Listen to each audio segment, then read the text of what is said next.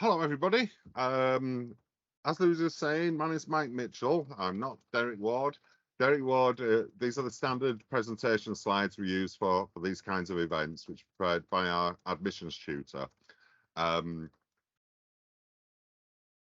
I'll cover is it will have a Birmingham slant. We do like to promote Birmingham. I think it is. I've been there 20 years now. I think it is a wonderful place to study. One of the nicest university campuses of the six campuses that I've worked on, and I think we've got a lot to offer. But much of what I was saying does apply to any medical school. They're looking for similar things in terms of the applications.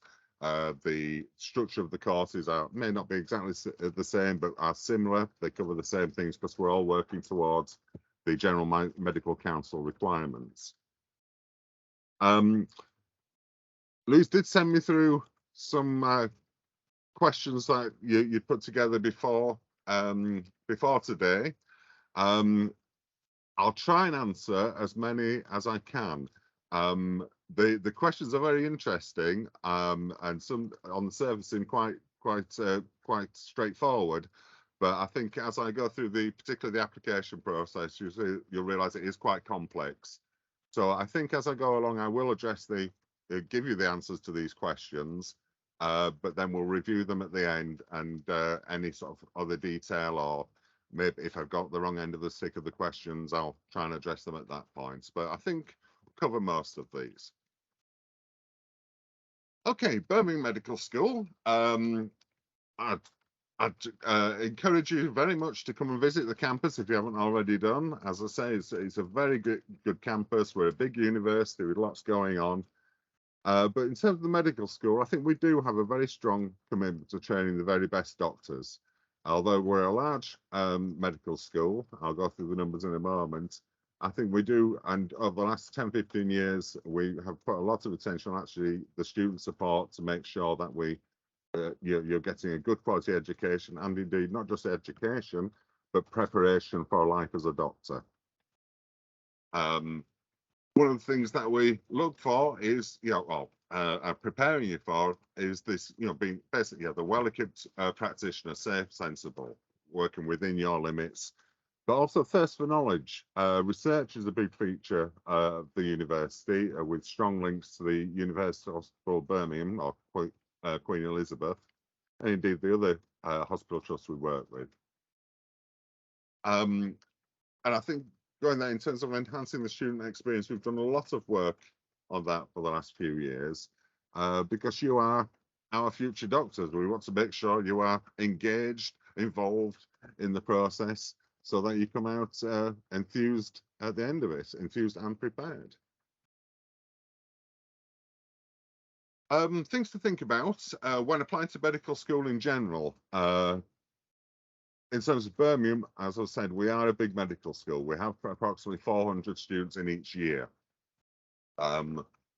which is a lot. And there are several medical schools like us, the London medical schools, places like Manchester, Newcastle have large numbers, the big conurbations, basically. So I think one thing that you need to think about to begin with is, what kind of university do I want to be at? Birmingham, 400 students in a year. The disadvantage is that you might feel it's a bit impersonal. You don't get to know your lecturers personally, whereas you might do in a medical school such as, let's say, Keele or Aston, where you're looking at about 100 students in each year. But being in Birmingham in the West Midlands, as part of that, we offer a huge range of experience. We've worked with, I think it's about 10 hospital trusts and over 150 general practices across the region in various settings. So, for example, our general practices, the furthest away would be somewhere like Malvern, very much a rural community, and then you've got in the heart of Birmingham with all the diversity that a big conurbation affords. I did say it can feel a bit impersonal, but on the other hand, we do have very high levels of student satisfaction. Our course is highly rated by students. So I think, as I said, the support measures we put in there, etc., do help us focus to make sure you, as students, have the very best experience that you can. There's a quick note there about anatomy teaching. We don't do dissection. It is all very much simulated and simulated models, etc. And in the past, I think Birmingham had a bit of a reputation of not doing anatomy very well. I don't know whether that was ever true, but I think our statistics, our results actually show that our anatomy teaching is perfectly fine and comparable to any other medical school. Student support is excellent. We have an active student services department who are there right as you walk into the medical school. There's a desk there, always manned for student queries, with a team of counsellors and support people behind that to help you through your university experience. As I mentioned before, the diversity of the population of the West Midlands means you'll be experiencing medicine in a whole variety of settings across your 5 years with us. That's a great campus. I think it's a lovely campus, and over the last 5-10 years, there's been so much building work going on with a new library, learning centres. We've opened up the new, what we call the green heart of the university, which almost looks like one of those American campuses where you can sit out in the summer reading your books, etc. It's really is a very, very nice place to study and work. Very active medicine society. Being a big medical school, it supports many societies. So you have the more course-based societies. So we have an active general practice student society, a leadership student society, etc. But also a whole range of sports teams and other leisure activities to that you can get involved with and get to know all your fellow students. What are our graduates like? We've put a lot of consideration into this. On the surface, you may think, oh, all medicine courses are preparing for the basic things. But we do like to put an emphasis on practical aspects in not just learning the knowledge, but applying it into uncertain situations. Often doctors are compared to detectives having to work out medical problems from the evidence available. So there's very much a focus on helping students develop that mindset for working through problems and bringing in knowledge where needed. Patient-centered, compassionate, holistic. There is the whole aspect of being a doctor where you need to know the science, you need to know all the which is the appropriate medicine for the appropriate condition, etc., the appropriate treatment. But very much, as I mentioned before, the whole uncertainty within medicine of finding out what exactly is wrong with the patient, what's the best way of treating, of managing the patient. Then we do develop a very patient-centered, compassionate approach to our teaching. Enthusiasm, keen to learn. It's not just to be taught. In medicine, it is, well, all university subjects, but in medicine, it is. It's not just the whole things that can be learned. It is the whole thing of applying, being practical, dealing with people, etc. It's a very complex course. There's a lot to learn. A lot of exams keep coming at you every few months. So the ability to be organised, to prioritise what you're doing, is again a life skill which will stand you in good stead as a doctor or whatever career you go into. I don't know how many of you were on online before I started this, but I was just discussing with Louise the changes which are happening across the country in terms of medical training. We've always had our courses, accredited by the General Medical Council. Those are our governors, if you like, and that would apply to all medical schools. They're all working towards this document, outcomes for graduates, which you can find via the link there through the GMC. The outcomes for graduates are in 3 broad categories there. So professional knowledge, so knowing the science behind the medicine that you're learning, that you'll be applying in certain situations. Your professional skills, so that's examination skills, your communication skills, how to communicate with patients, etc. Those sort of being a doctor, the things you have to do. but also a lot of emphasis is on professional values and behaviours. Being a doctor is a very responsible position. You're dealing with people with certain expectations of doctors, such as honesty, openness, being able to work within a team, etc. So that's a whole aspect which makes medicine not solely an academic subject. It's this whole preparation for being a good doctor. Our next few slides are basically outlining our curriculum. I say each medical school is working towards the same outcomes as expressed in Tomorrow's Doctors here. They all do it slightly differently, but there are similarities. So they might appear slightly different on how they present it, but they're all working towards, they all cover similar things across the 5 years. This is our attempt to visualize how the 5 years of our program fits together and what's covered in each year. An important thing to note is on the left there, which at first I thought it was an arrow, as in showing the progression, the direction you're going, but it also could be looked as a house, that from the bottom you're building the foundations and then in each year building up the walls, dividing the rooms, putting the windows in and the roof on, until you've got the complete house at the end.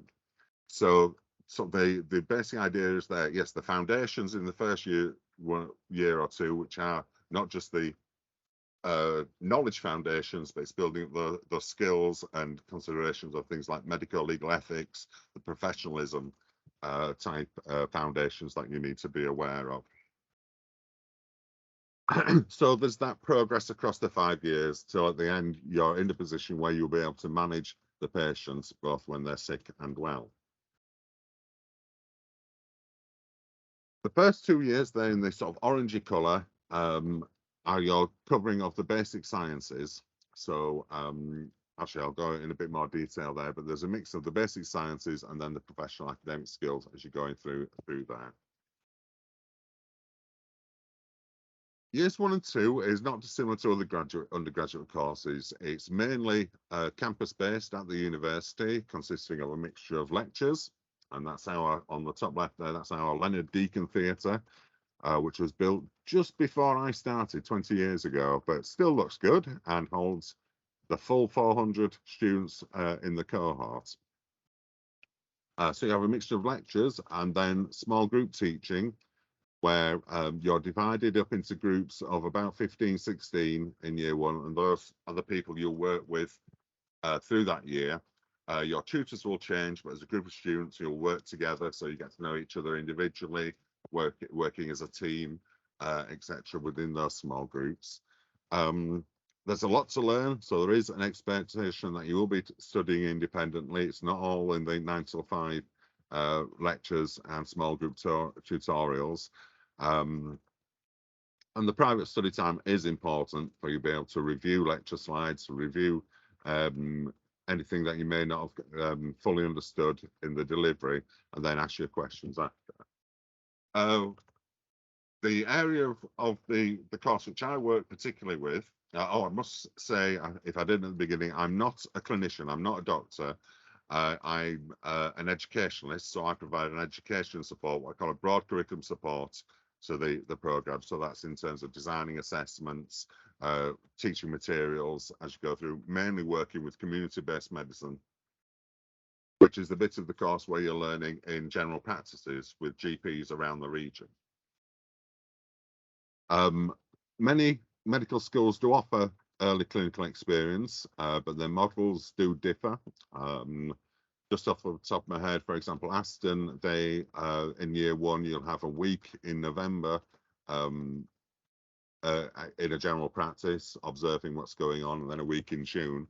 Whereas at Birmingham, we have a more longitudinal approach to it. So you have a day every fortnight or every 3 or 4 weeks where you go into practice and meet with patients, observe consultations, discuss what you've observed with the tutor, etc.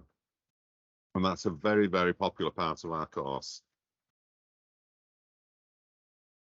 say most of what you're doing in years 1 and 2 is the lecture-based or small group teaching, sort of learning in the abstract, but actually going out into practices, meeting patients, practicing clinical skills. Students really do appreciate that. It makes them feel like a doctor, and the reason why they're studying medicine. So year 1 split into 2 semesters, so autumn and then winter, spring. About community-based medicine would be one of the modules which runs through the whole year, and then at the bottom there you see the others. Regional anatomy is spread through the year, as is something we call professional academic skills. So that's looking at things like more abstract things such as how to write essays, what professionalism is, discussing sort of ethical issues around professionalism, preparing you for how to learn medicine. The other modules you've got in the sort of like lilac colour, molecules to man, neuronal synapses, digestive systems. Those are so about 60% of course is based on those basic science type subjects.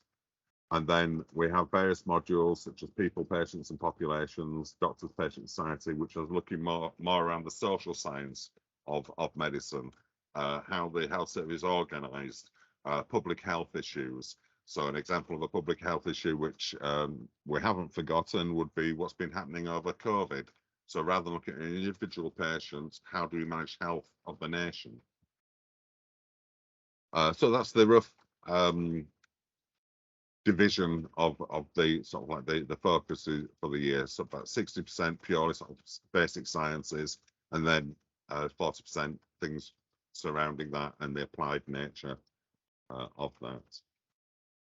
Year 2, as you'll see, is a very similar structure. So again, we've got the basic science things, cancer, cardiovascular system, etc. But then things like looking at how the health service is organised, how decisions are made in the broadest sense. But along with that, professional academic skills continues, and community-based medicine with the anatomy also drawn in there. From year 3, and again, this is similar across medical schools. There may be some variation, but for most medical schools, the first 2 years are more university-based, and then the learning in years 3 to 5 is in the clinical environment. So that's the hospitals, and again continuing in community-based medicine in GP context. So the teaching is very much about involving you in the with all the people in each hospital. So there's the medical team, the doctors, if you like, they're working with the various specialist consultants, etc. But also looking at the multi-professional team, and I think this is something that's going to increase over the next few years, in that we're looking at how health professionals work together. So how phlebotomists, radiologists, nurses, physiotherapists all bring their own expertise and to treating a patient, and how the various health professionals communicate together and recognise each other's roles. So very much out there in the hospitals, supported by some tutorial work, some lectures, but mainly it's about getting out there, meeting patients, seeing medicine in action and learning in that environment. In terms of placements, where do you go for these clinical placements? This is Birmingham, and so we have placements across the wider region. I think my next slide adds that. So that's the red dot would be the university there. So right next door to the university is the QE, which takes I think at some point you are bound to go to the QE for at least one of your placements. But we also have placements quite widely spread. So we do have a placement in 3rd year in Hereford. That's the only one where there is accommodation provided on site for the block you are there. So you have there's like a doctor's accommodation right next to the hospital, which does have its advantages in that you're right there, 2 minutes away from your bedrooms, into the clinical environment, so you can take opportunities for seeing how the hospital operates at night, the different emergencies that come up there. So, extending your day so you're not losing travel time through the day. You're on site all the time. But of course, this downside is that you're away from the main centre of the university and all your colleagues and peers there. We have placements in Worcestershire, so in Redditch and Worcester, up into Wolverhampton, Sutton Coldfield, etc. The nearest to where you are in Stourbridge would be Russell's Hall. A lot of our students go there. So I think that's one consideration you have there. There's widespread placements, which in itself involves a lot of travel. So traveling every day from the University of Wolverhampton does take time. But because we have the 400 students in each year, we do have to find places across a broad region. And similarly for your CBN placements, they cover a similar spread. So some of the distant practices are about an hour and a half away, going back to the ones which are 20 minutes away from the university. In terms of general practices over the 4 years, and again with the hospital trust, over the 3 or 4 years, you do have a mix of those near and far. So we try and balance out the experience for each student, so you're not always going to a distant practice. So be prepared for that aspect of your placements. It's not everything is happening at the QE, right there next to the university, and that slide shows where the various hospitals we use are spread across the region. Is that any different to other medical schools? I would say not. If you're looking at places like Manchester, Liverpool, Sheffield, Leeds, the big conurbations, again, a lot of competition for medical student places, and indeed a lot of overlap in areas. So they will have to spread their net far and wide. Also, there are medical schools, relatively new medical schools in Peninsula, which is Devon and Cornwall. Hull York is another one similar, where they're in towns and cities, but in order to get placements for all their students, they may have to go further afield. So, for example, in Hull York, they use Hull and York as their centres, but also places like Cleethorpes on the East Coast, Scarborough, etc. So often that may involve more placements which involve living on site accommodation, as we do at Hereford here.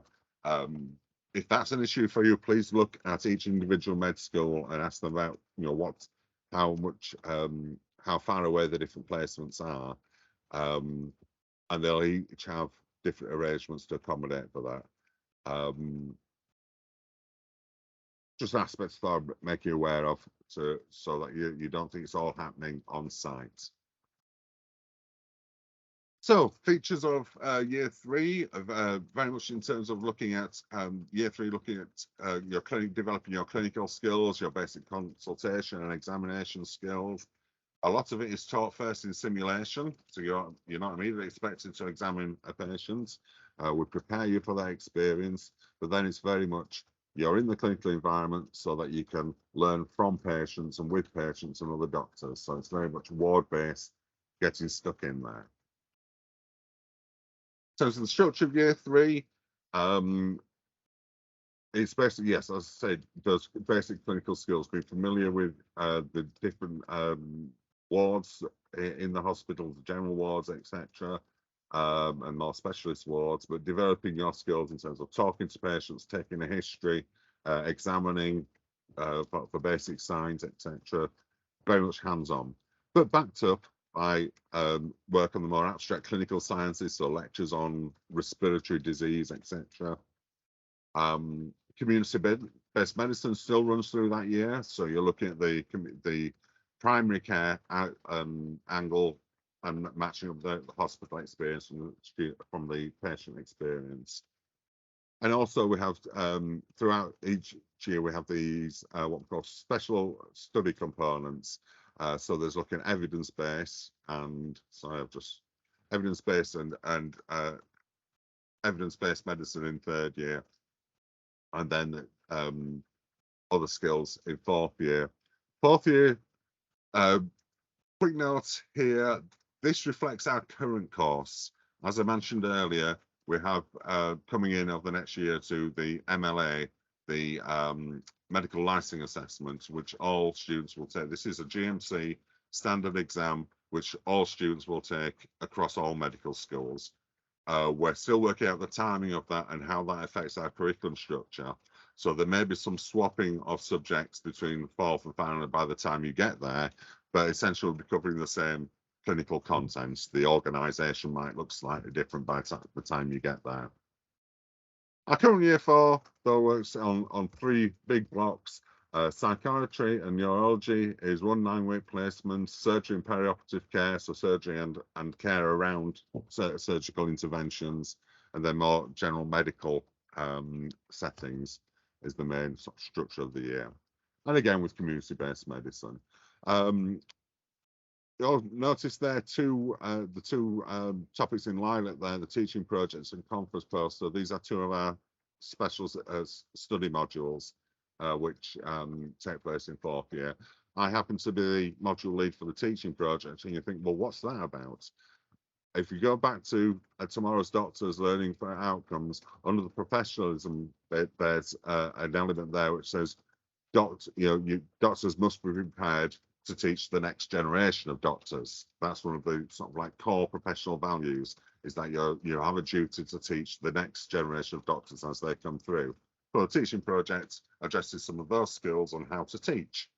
The conference poster, it relates to how you research and do audits. Audits as in looking at the effectiveness of the delivery of your health service. So again, this is looking at the more professional, broader things which doctors get involved with outside or alongside, should I say, their clinical specialty.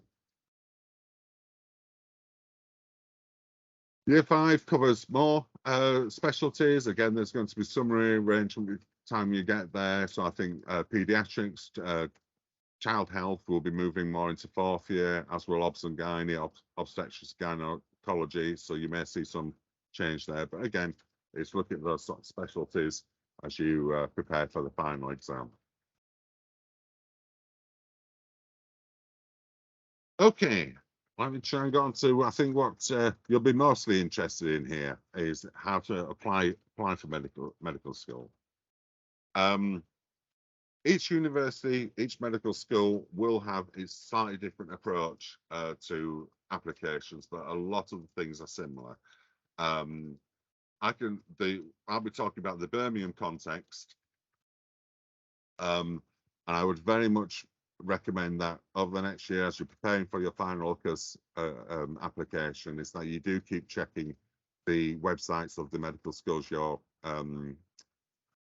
thinking about, to make sure there aren't any changes or major changes which might change which ones you choose.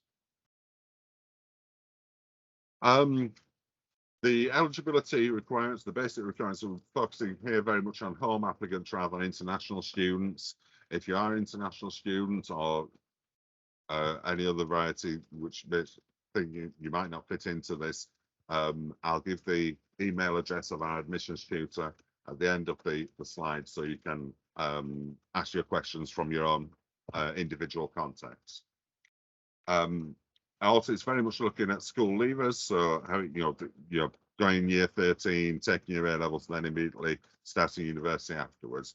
We do have slightly different arrangements for those who may already have done their A levels and take a couple of years out, or graduates from other subjects, etc. But the main course, and I think this will probably describe most of you out there, is that going from year 13 straight to university.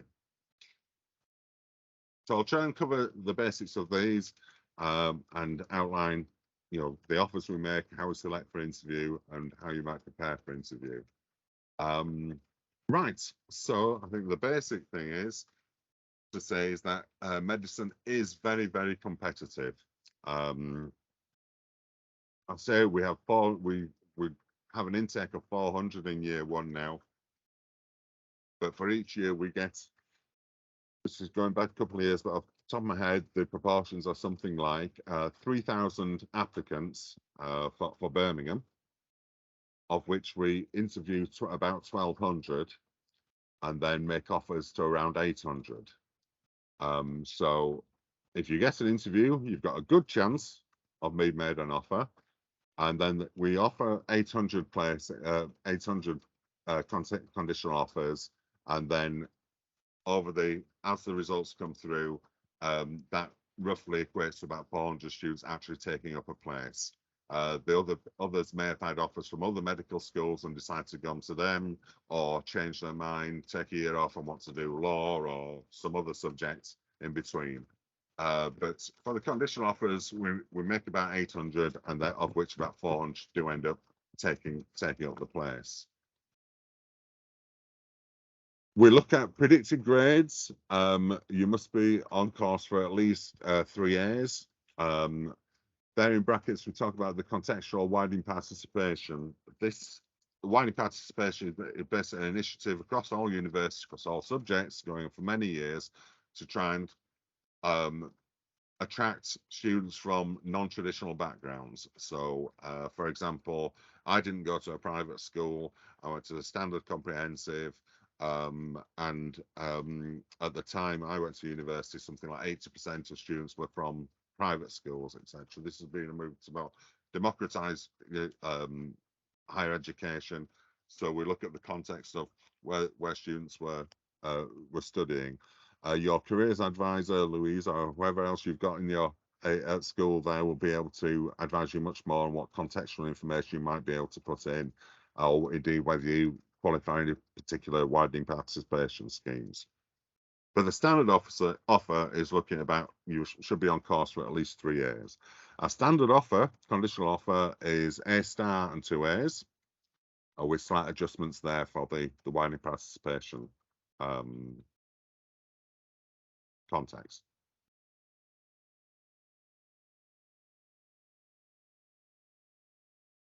For Birmingham, 2 of those A levels must be biology or human biology and chemistry now. Other medical schools might just specify chemistry or biology or both, like we do. That's very much going to the individual schools and checking what they accept. The third A level could be anything. No particular preference there. It's basically you're looking at the grades and making sure you have those core biology and chemistry as your foundations for going into medicine. And these offers are made on 3 subjects. So some of you may be taking four subjects, but we would look at the offer based on your biology and chemistry plus one other subject, taken in the final year of secondary school. I'm not that familiar with International Baccalaureate, but if anyone's doing that, hopefully those numbers will make some sense to you.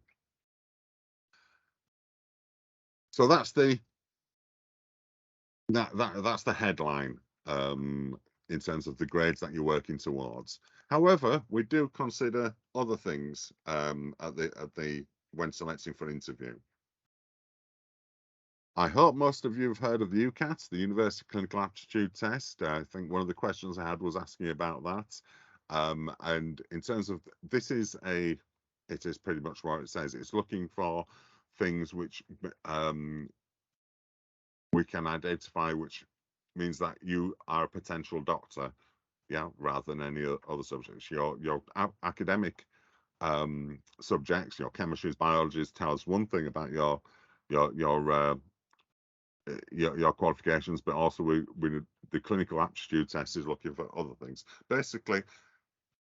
And also this is the same for what we're looking for in your personal statements, your references. The things we're looking for interview is, are you cut out to be a doctor? It's that not just being a pure scientist, but looking at the other things that doctors must be aware of in terms of professionalism, being cut out for being a doctor, basically.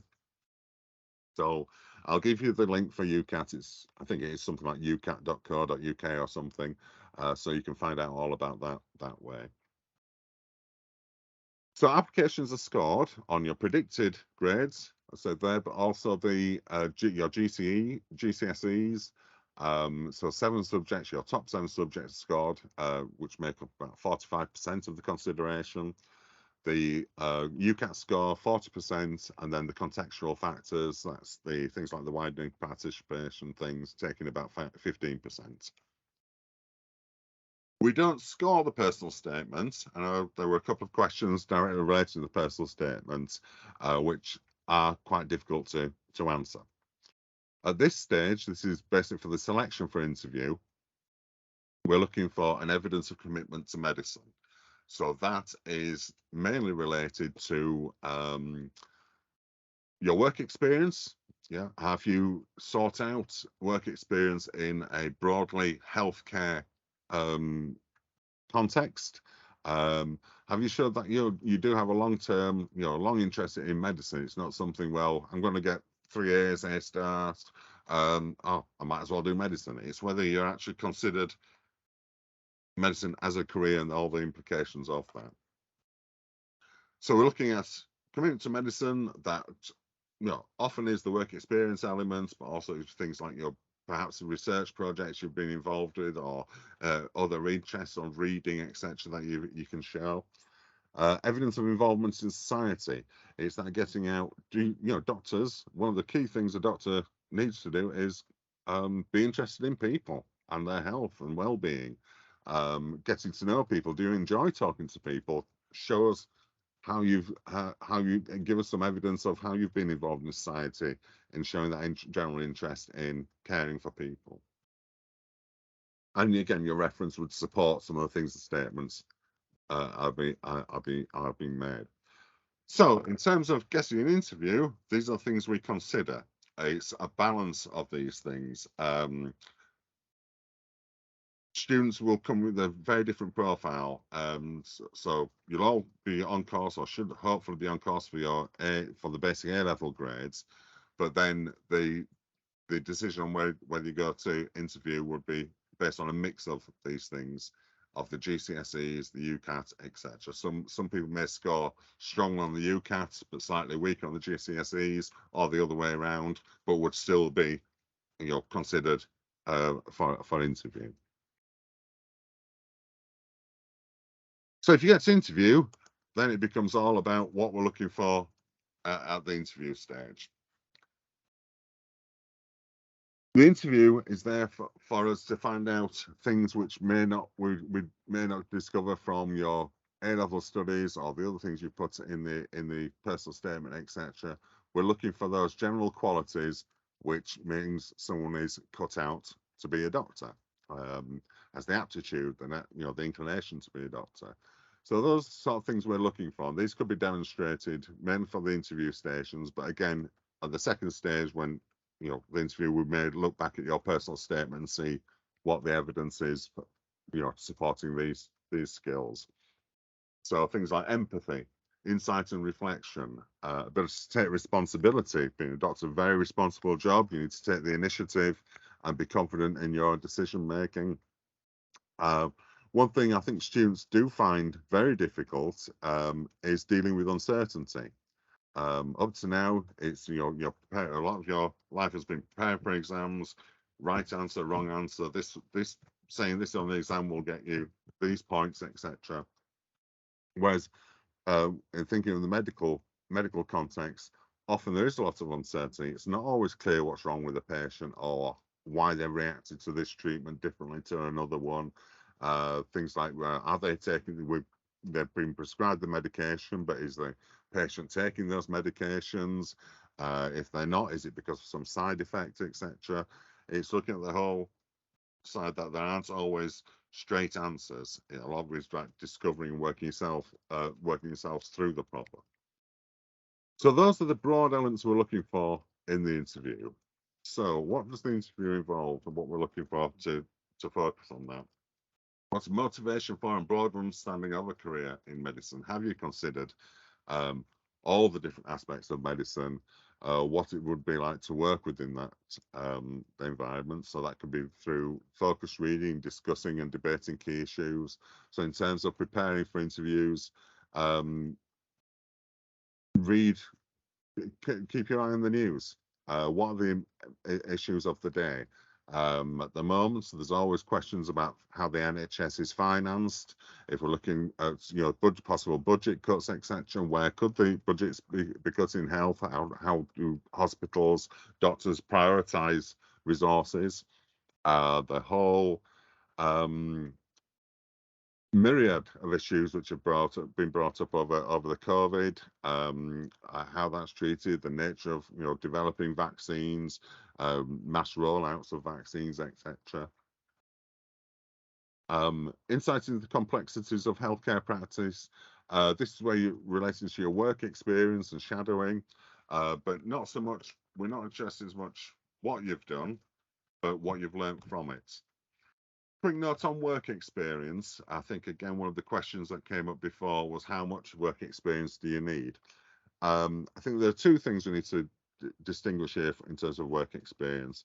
A lot of students say they did this work experience in their personal statements, where it's quite clear that it's things like arranged programs that some hospitals put on. So I know Russell's Hall have a week in sort of June, July time where they have students come in from year 12 who are interested in medicine, and basically they get a 5-day program of organized events where they might have some medical students come to talk to them about learning medicine, might get a chance to tour around the wards, spend some time with a nurse, observe what's happening in around surgical wards or medical wards, etc. But that's one thing, sort of show the whole range of things which go on in a hospital. The other work experience is when you are doing some work yourself. So what I mean by that is something like helping out in a typical wouldn't be helping out in a care home, a residential home. And that varies from organising sort of bingo afternoons, etc., or making cups of tea, going around chatting to residents, getting to know them, etc. For that, we're looking at a long-term commitments, demonstrating long-term commitment to that kind of activity. So not going in just one Saturday afternoon, making a cup of tea for one person, saying that's it after my work experience. It would be going in regularly on a Saturday for several hours over a period of 4, 5, 6 months. That's showing your commitment to that role, and also it will enrich your experience of what you're learning from that environment. One of the interview questions is often focusing about asking you to reflect on that experience from your work experience. What did you learn from that? And when I've been the questioner, the interviewer on those stations, a lot of the answers I get are very similar. It's, oh, I worked from this, and tell me about a patient you spoke to. I spoke to an old lady who was very interesting. I got her family history. She used to be a nurse, and she used to enjoy playing tennis, etc. But when I ask something like, well, what was her name? I get a blank look. And to me, that would mean I question very much whether you've actually spoken to this person. Yeah. So when you're thinking, reflecting on this, you might reflect on someone's life experience and understanding that the little old lady in front of you was very different 30, 40, 50 years ago and her life experience. But think about examples of what was memorable for you from that conversation. What did you actually learn about that person? Not just their name, but what examples of what they said which illustrated some of the things which struck a chord with you.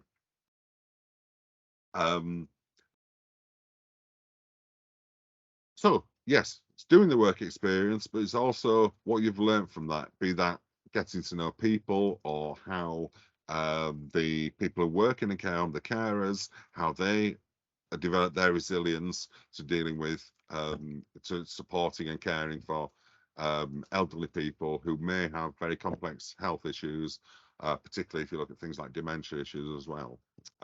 How do they maintain their compassion in that environment? Personal qualities and values, again, is thinking about what you've learned from your various activities in volunteering, engaging with and supporting others, and how you've dealt with it from a personal point of view. Another example of a question that I found is very much a distinguish between students is something along the lines of, think about something where you've planned, prepared for something, considered all the options, the pros and cons of each thing, and then you've made a decision, but when you put that decision into action, it all went wrong. You didn't get the expected result. How did you deal with that disappointment, that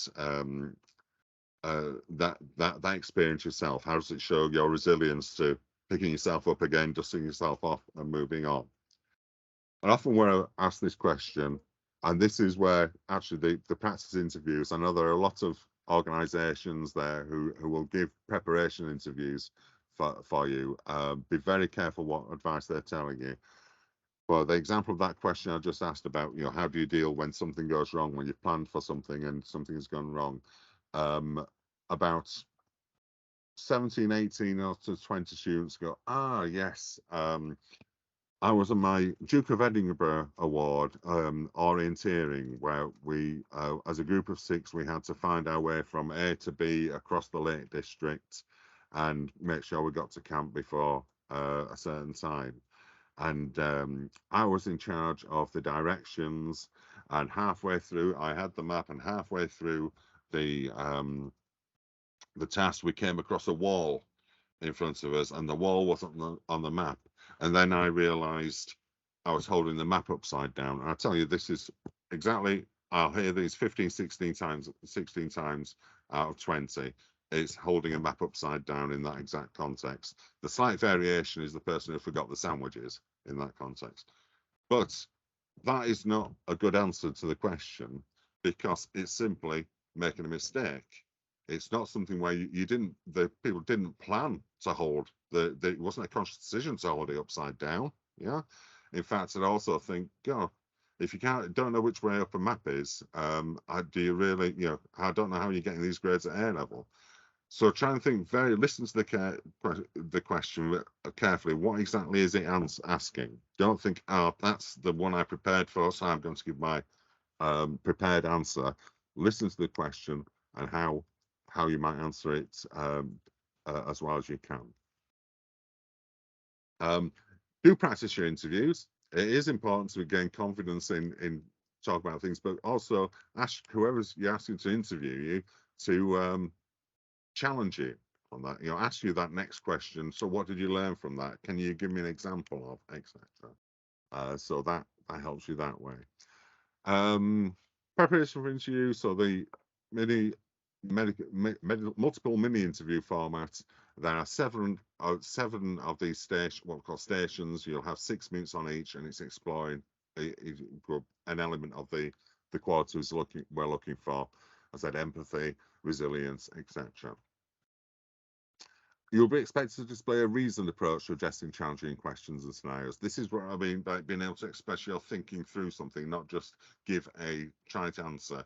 There'll be a follow-up question to the beginning starter. Prepared, how might you reason your way through whatever the follow-up questions are. Interviews the last couple of years have been over Zoom, but we hope to be and expect to be back in person, certainly in the spring, but certainly for by the time you may be coming to interview in, what will it be, 24.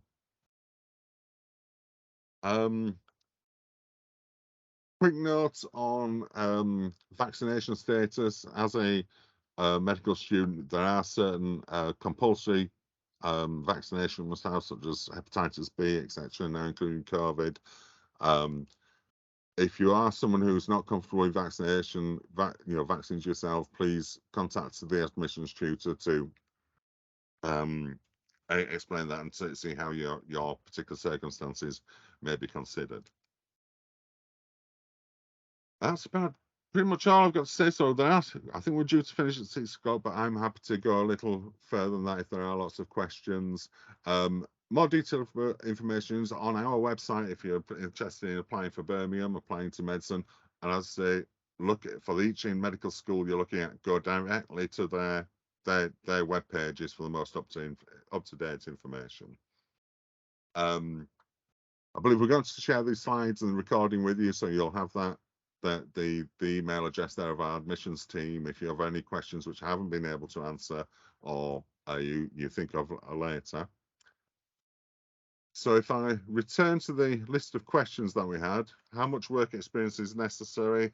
I think, as I said, it's that nature of the work experience, but we're looking for a longer term commitment, a regular longer term commitment over a period of months rather than just an experience of being in a workplace.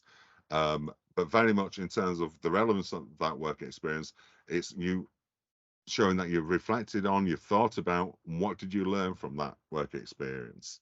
What might have been surprising about the patients you met or the carers you met or whatever the context be. What did you learn from that? What's the best way to stand out in your OCAS application card to other students? It's illustrating those very qualities that we've been looking for, your compassion, empathy, etc. So it's looking at that and how you support, how you can relate your experience or the things that you're doing to those things we're looking for. What does the university like most in personal statements? Again, it's being able to demonstrate the quality we're looking for. Biggest factor in accepting or rejecting applicants, I suppose it's predicted A-level grades. That's their first cut-off point. But then there isn't one thing which I say you can say that it's how is it all working together? How you supporting your case in terms of showing that you have the qualities that we're looking for. What would you not recommend not include in your personal statement? I don't know, the name of your pet dog. Just making sure everything that's in that personal statement is directed towards showing evidence towards those qualities we're looking for. The details of when you take the UCAT, etc., can be found by the UCAT website there, so please look directly there for that. Being through the grades, etc., I can't tell you what the lowest set of grades, the highest set of grades is, that how it all fits in the mix. What grades do you need for A-levels to be considered by universities? It varies course to course. I think most medical schools will be looking at least 3 A's, possibly A star, 2 A's. But again, if you're looking at all the allied health professionals, physiotherapy, etc., and all the other options, look at the websites for that. How much will it cost to study medicine? It's the same as any other course, £9,250 per year. I think most universities are at that capped level. One thing to think about, though, is that you will need to think about, by the nature of medicine, is that you're going onto these different placements. Travel costs, travel expenses are not wholly reimbursed. If you go to, there are bursaries and funds available for those who qualify, but most students, if they're going to so for example, for Birmingham, if you're going to the QE, you won't get any travel expenses. But if you're going to Wolverhampton or once further away, there may be some contribution back on your expenses, but that may be an additional cost of studying medicine, which you would need to consider. Okay, I think I'll stop there. I've probably talked longer than necessary and not. Not at all, Mike. Not at all. You've been absolutely brilliant. The slides, in some ways, stay sort of long term with us, but actually the nuances, I think, each year are just slightly different, and it's really good for students to be able to get this information really up to date. Thank you. And Faye's been busy in the meeting chat putting in relevant links as well whilst you've been speaking. So lovely, thank you very much. Yeah, so hopefully students can see that supplemented with those slides, which we will send round, are obviously those links as well. We will have send the recording rounds as well to students, the link to that, so that they can continue to see and look at those. Does anybody have any questions? If you have, please type them in the chat whilst we're speaking. Obviously we are almost out of time, but we are very grateful to you, Mike, for staying on the line just for a few moments if there are any. And I think I would encourage students, as Mike has said, to really look at the core values for the NHS and really kind of, keep those in mind when you're looking for work experience and for thinking about your reasons for wanting to be a doctor. And one of the reasons, I think, Mike, you will understand, we kind of launched this today also with the healthcare, is that not everybody is cut out to be a doctor, even though they think they might be. And I think it's really important that students consider very carefully their reasons for wanting to be a doctor, as well as being any other professional in the healthcare industry. Absolutely. I think that's something, you know, often when I'm in the same room as people, I remember this, it is very much a know yourself. Yeah, know where your strengths are, know where your values are. Do you like people? Are you interested in people? Yeah. You don't, you know, that's a core thing for a doctor. You know, you've got to have that maintain care for people over a lifetime and learning about people. How do you deal with when things go wrong? Yeah, a lot of things in medicine are out of your control. The whole uncertainty thing. Do you find that a challenge that you can, yeah, you can work yourself through problems, you can rise to it, or do you think, oh, that's just too much? There's so many, yeah, what I wouldn't want is people applying simply because they feel that because they've got their grades, they can study medicine, therefore they should. It's very much a decision looking at, you know, what you cut out for in life. It's challenging. But yeah, throw that out there. Lovely. Yeah. Well, as we haven't got any further questions, I'm sure I can encourage students to email anything into the careers@keds.ac.uk, and we can pass those on to Mike in the future. Also, just to tell students that Faye, Lo and myself as the Joint Careers Advisors here are delighted to be able to help and support any students who may have either any other questions or want one-to-one appointments. And throughout the year, we'll be engaging with students regarding following medicine, and they will all be on a specific pathway, Mike, as well, taken up by the Aspire team. So very good. We Great actually that you have that support there. Yeah, yeah, there's a lot of support. Yeah. And we will continue to forward anything from Birmingham as well, who are obviously our close partners that we work with. So thank you very much indeed for today's talk. And thank you for coming to us from your shed. And we will very much look forward to keeping in touch with you in the future. And I very much look forward to meeting you know in the future as well. And I hope all you people out there you thrive and get onto the courses that you want to. Be that medicine or whatever you do in life. Thank you very much indeed, Mike. We say Thank good night you. to you and good night to students too. Thank you. Bye. Bye-bye. Bye.